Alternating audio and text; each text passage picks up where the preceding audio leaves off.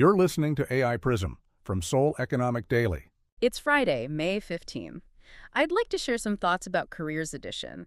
So imagine being a high school sophomore and instead of worrying about your math test, you're actually being actively scouted by $100 billion tech conglomerate. Yeah, it sounds crazy, but that is exactly what's happening. Right. Today we're exploring how Korea is just aggressively pushing for international STEM talent. We're looking at the whole pipeline, from these early career drafts all the way to the financial anchors designed to keep you there. Well, the shift in their global recruitment strategy is just stark right now. I mean, look at the recent LG Tech conference in Seoul. Yeah, they brought in, over 250 graduate students. Exactly. But the really notable additions this time were the Alpha generation, Yeah. so kids born after 2010, and also foreign STEM graduate students from 9 different countries who were already enrolled in Korean universities. Wow, kids born after 2010. That feels less like traditional corporate recruiting and way more like a Major League Baseball farm system, That is a perfect analogy, actually. They're identifying raw, unproven potential. Yeah, like absorbing the development costs early on so a global rival doesn't just snatch you up later when your market price is astronomical. But wait, how does this fit into their broader cable ecosystem? The cables. So those are Korea's massive family-controlled conglomerates. And historically, they rely on very rigid domestic hiring tracks. Right, which is the exact opposite of drafting international high schoolers. Exactly. But that rigidity is what they're trying to break. LG is pushing this one LG strategy to force cross-collaboration between affiliates. So combining their AI research division with their cosmetics arm. Oh, interesting. AI and cosmetics. Yeah, and to do that effectively, you need young, flexible talent. Talent that hasn't been stuck in legacy corporate thinking.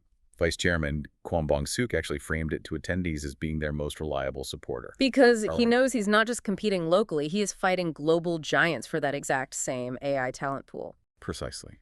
And that fierce competition is bleeding directly into the startup world, too. The talent shortage LG is fighting is forcing Korean regulators to take some pretty massive risks on domestic AI startups. Right. I saw that the Korea Exchange is heavily courting AI firms for KOSDAQ, which is their tech-heavy equity market. They are accelerating the technology special listing. Yeah, so that listing mechanism allows pre-revenue companies to go public based purely on their technological potential. They are targeting firms like Rebellions and DeepX. DeepX is a really good example of this potential, actually. They are a fabless firm, meaning they just design chips but don't manufacture them. Right, they focus entirely on designing highly efficient AI architecture rather than brute force general chips. And by outsourcing the physical manufacturing, they've engineered processors projected to be 20 to 50% cheaper than competitors. Yeah, while delivering 1.5 times the processing power. It is a huge leap. Hang on, though. Cheaper and more powerful is a great pitch, obviously, but letting companies go public with literally zero revenue. That sounds like a recipe for a localized dot-com bubble. Why are regulators greenlighting that level of financial risk? Well, because the alternative is letting the domestic AI ecosystem basically starve for lack of funding. And they consider that a much greater threat. So it's not about rewarding past profits. No, not at all. It's about capitalizing these startups so they can immediately scale their operations.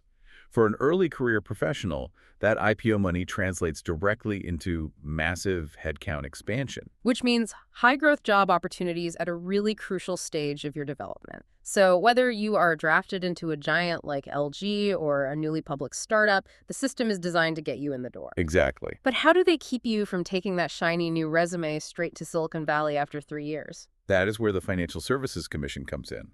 They just announced the Youth Future Savings Account for workers aged 19 to 34. Okay, let's break down the numbers on that. Sure, so you deposit up to 500,000 won every month for 3 years. That is about 355 USD. Between base interest, bank bonuses, and a massive government contribution, the effective yield hits 19.4%.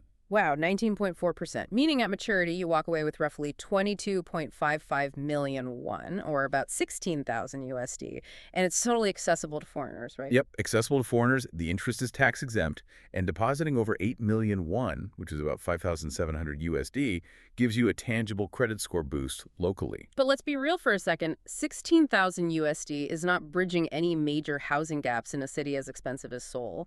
What is the actual mechanism at play here with this yield? Well, it's less about buying real estate and more about creating a psychological sunk cost. Like a financial anchor. Exactly. By locking young professionals into a highly lucrative 3-year financial commitment that actively builds their local credit score, the government creates this powerful, sticky anchor. Oh, I see. It shifts the mindset from, I'm just working abroad for a few years to I am building my actual financial foundation here in Korea. Yeah, once you have established local credit and a chunk of savings, leaving becomes a much harder decision. Which leaves us with a really fascinating dynamic to watch. Will this combined strategy, treating education like a sports draft, artificially fueling startup hiring sprees, and engineering these financial anchors, will that be enough to make Korea the undisputed global champion for tech talent? It is definitely the ultimate career playbook to consider. It really is. That's today's AI Prism Careers Edition. This episode was produced with AI assistance based on Seoul Economic Daily reporting and reviewed by a human editor. AI Prism is a 1 IFRA award-winning series. We'll be back tomorrow. You've been listening to AI Prism from Seoul Economic Daily.